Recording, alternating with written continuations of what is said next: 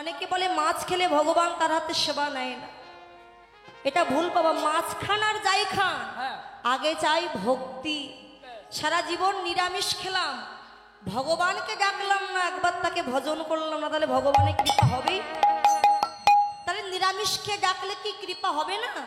দেখুন বাবা, একটা জল আর্সেনিক যুক্ত, একটা আর্সেনিক মুক্ত। তো আর্সেনিক যুক্ত জল খেলে লিভারে দুর্বলতা আসে, মানুষ অসুস্থ হয়ে পড়ে।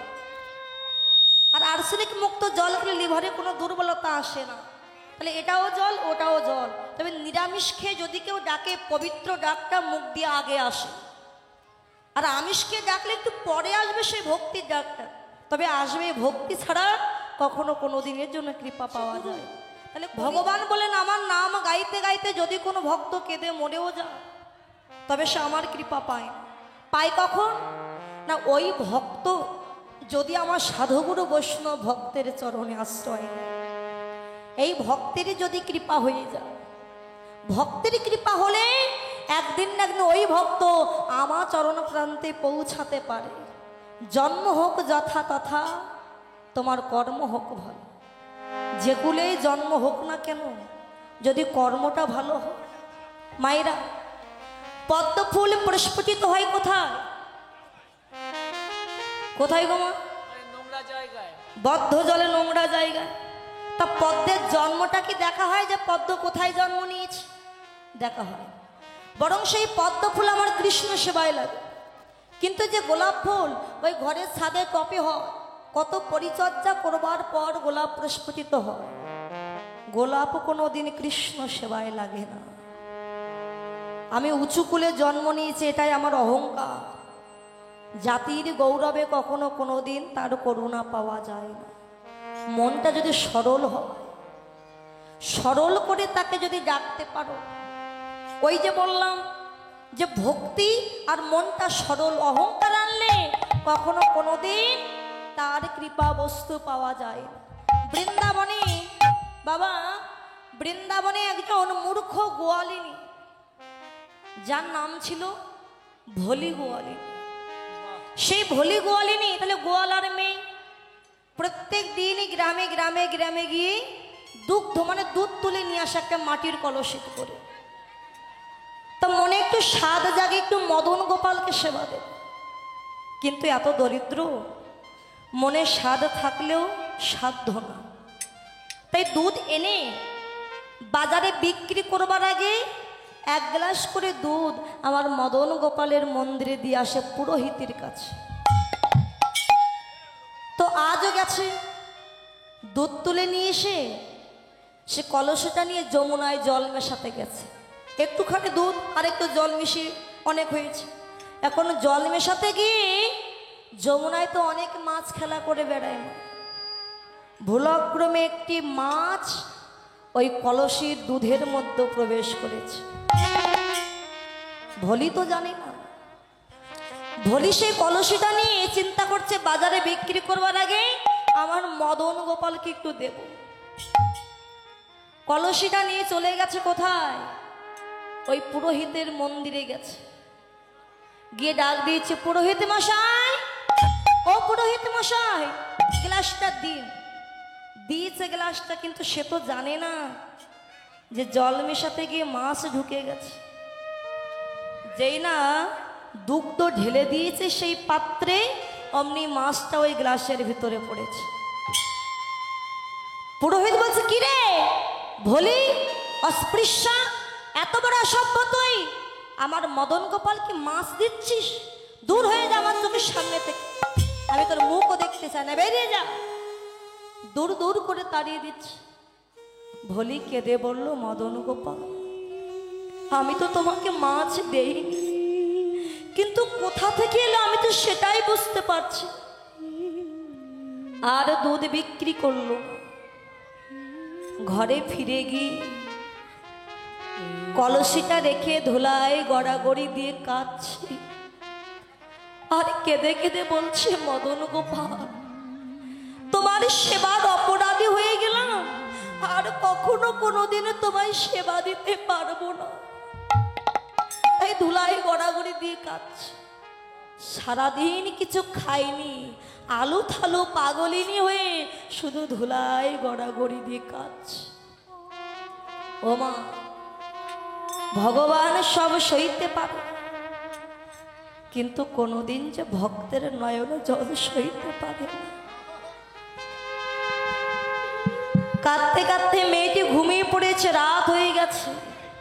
এমন সময় আমার মদন গোপাল কি করলো জানো? রাত্রেবেলা মদন গোপাল বৈষ্ণবের রূপ ধরে ভলির কাছে গিয়েছে। ওরে ভলি মারে,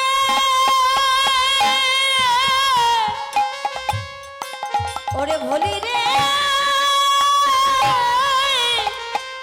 তুই কি আমায় ভুলে গেলি রে? ওরে ভলি রে,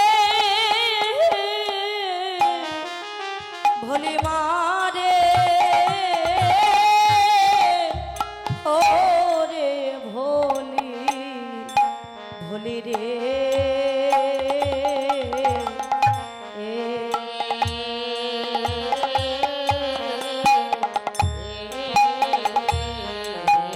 ভলি কে? আমি একজন বৈষ্ণব, তুই আমায় চিনবি না মা? ও মা, আজকে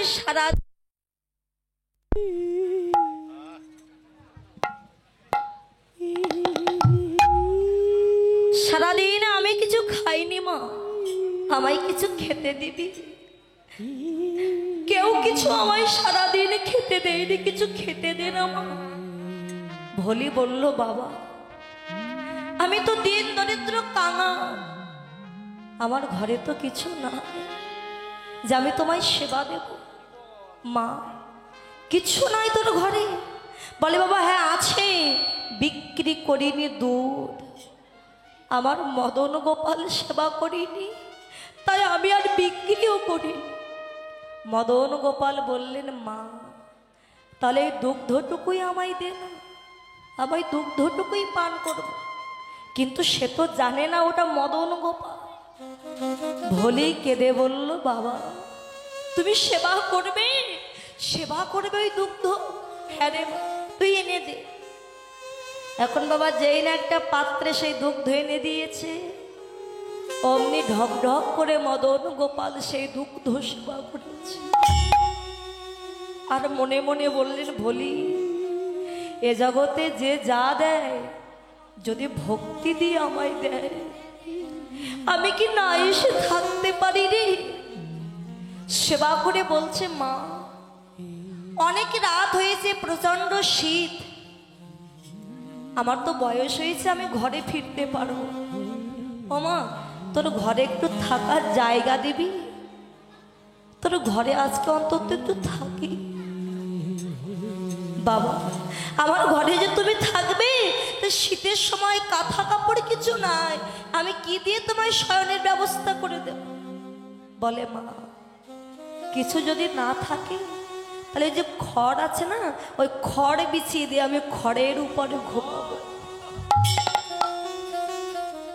খড় বিছিয়ে দিয়েছি, খড়ের উপরে ঘুমিয়ে আছে আমার মদন গোপাল। এদিকে মাঝরাত্রে ভলি গিয়ে দেখছি ওই সাধু একদম শীতে কোকড় হয়ে গেছে, অঙ্গে তো কিছু না, থরথর করে কাঁপছে। ভলির সম্বল ছিল একটা ছেঁড়া কাঁথা, সেই কাঁথাটা ওই বৈষ্ণবের গায়ে দিয়ে ভলি আমার শীতে কোকড় হয়ে ঘুমিয়ে আছে। ভগবান দেখলে আমার ভলির শেষ সম্বল ছিল একটা ছেঁড়া কাঁথা, সেই কাঁথাটুকু আমার ভক্ত আমায় দান করেছে, তার যার নিজের বলতে কিছু না, আমার ভক্তকে যে আমায় কিছু দিতে হবে। ভলির কাছে গিয়ে দেখছে ভলিও ঘুমিয়ে আছে। ভলির যে ছেঁড়া কাঁথা ছিল সেটা তো মদন গোপালের গায়ে, তার তো গায়ে কিছু না, তাই মদন গোপাল তার একটা অনেক দামি শাল চাদর ছিল বাবা। এই ওখানে দাঁড়ান।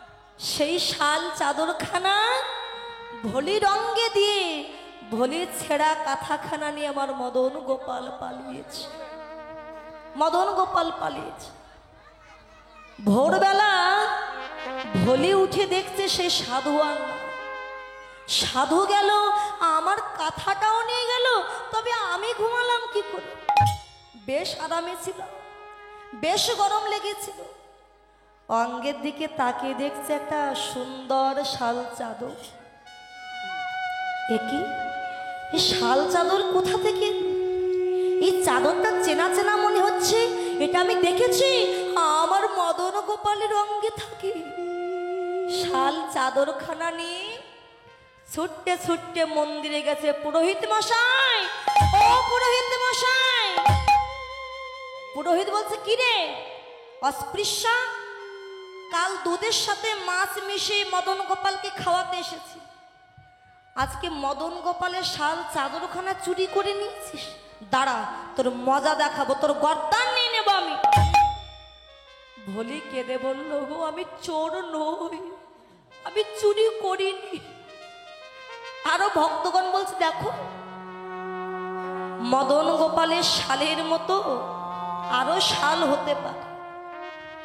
মন্দিরে গিয়ে দেখো মদন গোপালের শাল তার আছে কিনা। ভলিকে ধরে রেখেছে।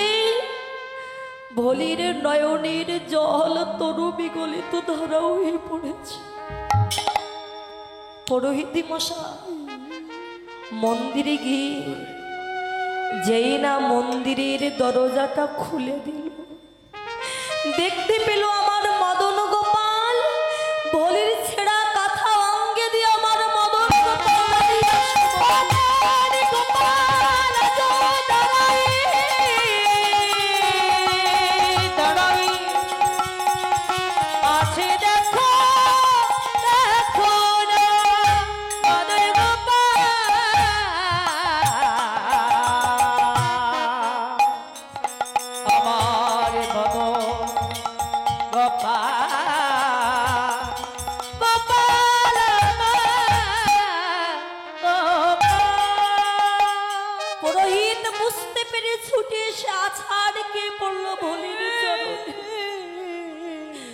বলে, মা তুই আমায় ক্ষমা করে দে, আমি না বুঝেই তোকে কত কটু কথা বলেছি। আজকে তোর ভক্তিতে, ভক্তির কারণে স্বয়ং মদন গোপাল তোর ঘরে গেছে।